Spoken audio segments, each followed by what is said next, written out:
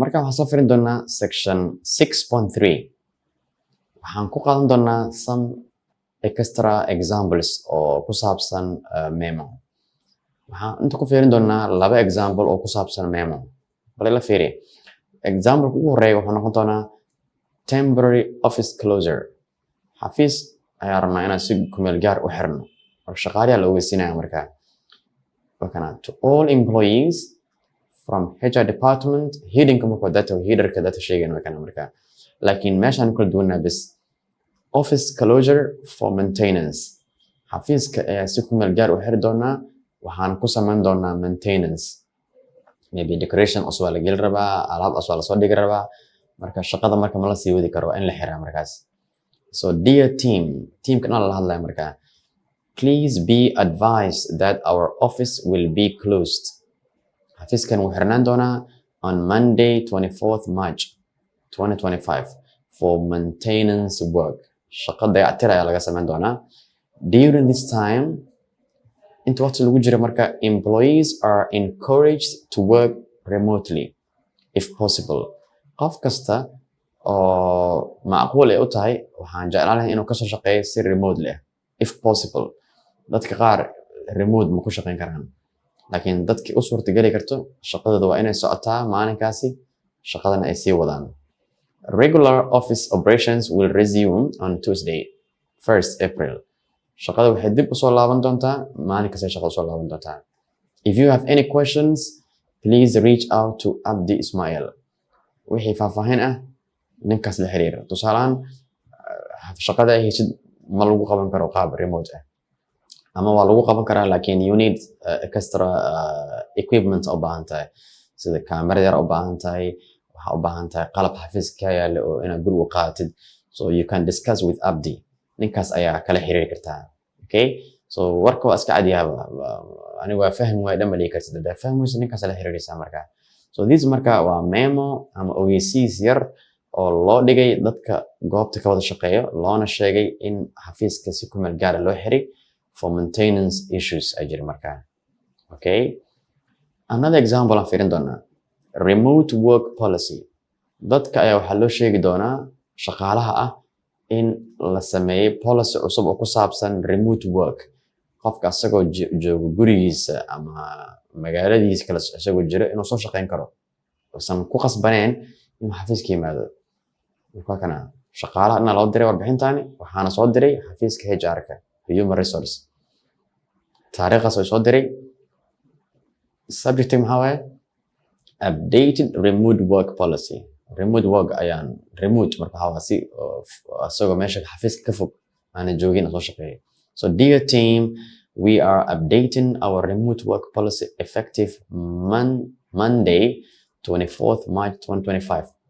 So employees will now have the option to work remotely. Option waxay haystaan shaqaalaha inay gurigooda kasoo shaqeyn karaan up to 3 days per week. isbuuci 3 mar kamid ah inay soo shaqeyn karaan. 5 maalin ahayd 3 kamid ah waxaa imaan lahaa adiga iska joog gurigaada, laakiin aad ugu yaraan 2 waa inay imaataan, provided they coordinate with their department heads. ay waliba la shaqeyn doono oo la hagi doonaan department head, qofka meesha madaxa ka ah ayaa ku hagi doonaan. Please review the updated policy. marka review ku sameey iska fiiri the updated policy attached on reach out the HR if you have any questions. attachment ha jiro oo faahfaahinta ku saabsanta meeshaas, su'aalo maskaxda ku soo dhacay oo dhan waxaa kaga jawaabi doono the attached document oo ay soo direen qolada HR-ka kale.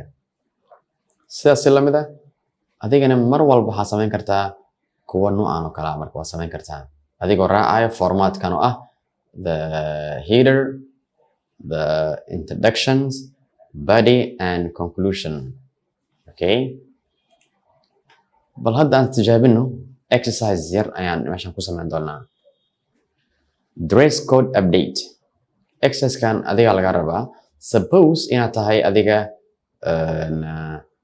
qofkii warbixinta xafiiska gudbin lahaa ee u gudbin lahaa shaqaalaha kale, like maybe secretary tahay, HR-kii amar ku soo siiyay wuxuu ku dhahay wasiiskan habay kadibna dir u dir shaqaalaha dhan.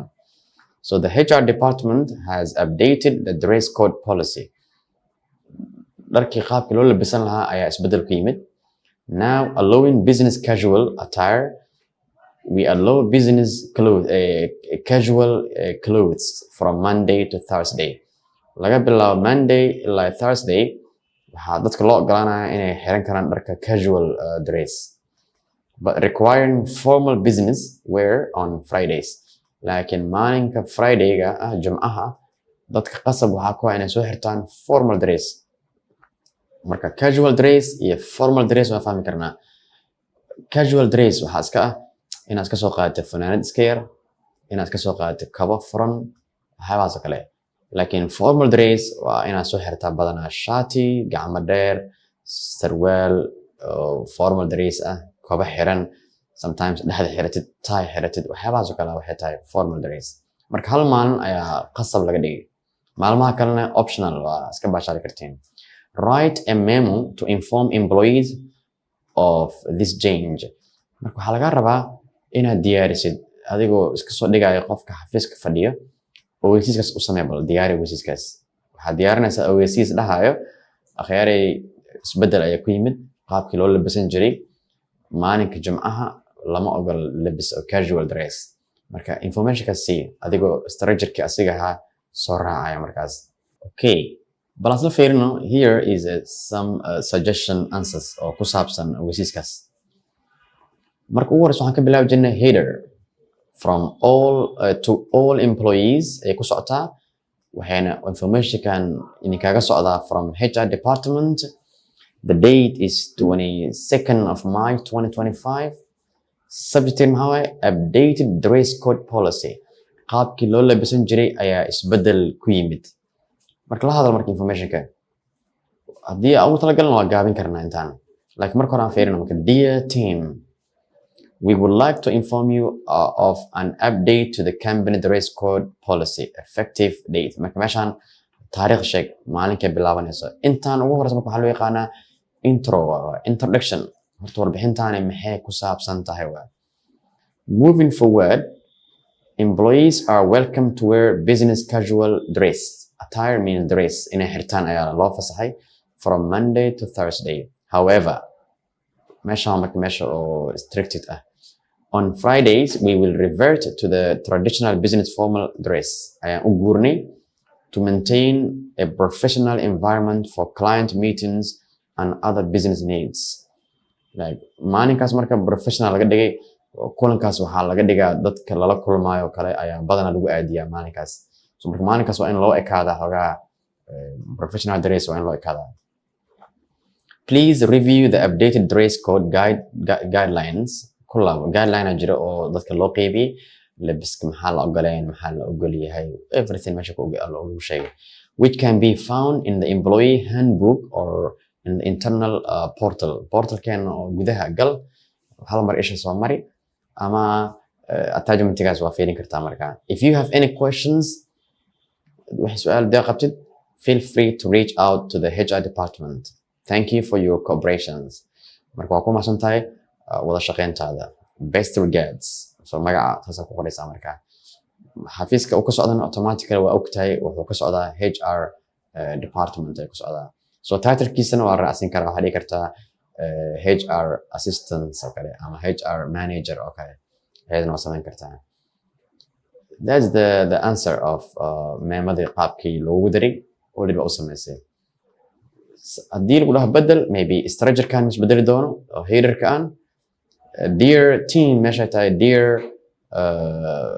employees ama to whom it may concern waa dhigi kartaa directed.